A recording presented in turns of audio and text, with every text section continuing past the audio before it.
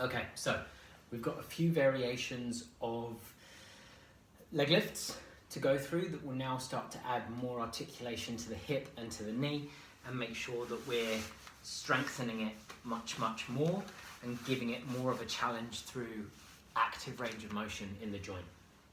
Okay, so instead of just our standard passive standing leg lift and passive lying leg lift, instead we're going to go active. So start off, what we're doing is we're doing as much of a knee lift as possible on the operated knee, driving this up as much as possible initially without the back knee bending and without the hip sinking. So from a side view, we're going into as much of a pull as possible without my hips tilting and my knee coming back. So just pulling up as much as possible. Once we've got that range of motion as high as we can, we're going to actively straighten the knee as much as possible, even if the level of the knee to the hip drops. So it might look like this, but then as we bring it back in, we're making sure to actively engage that hip again every time. So we straighten it out, actively engage. Okay, so that's our first variation. That's progression 1. Progression 2 would be a lateral version of that.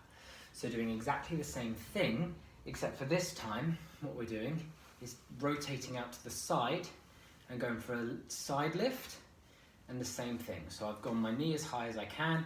Actively, I'm trying to straighten it out and it may drop, but that's fine. I'm pulling it back up. Straightening out, pulling it back up. Now notice that we're not swaying to the side as we do that. You can hold on to something so that that's more comfortable.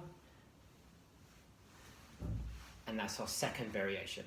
The third one is much harder than the other two, okay, which is why they're in progressions, which is to come up into this forward flexion, to rotate the hip round, okay, and then to straighten out from here.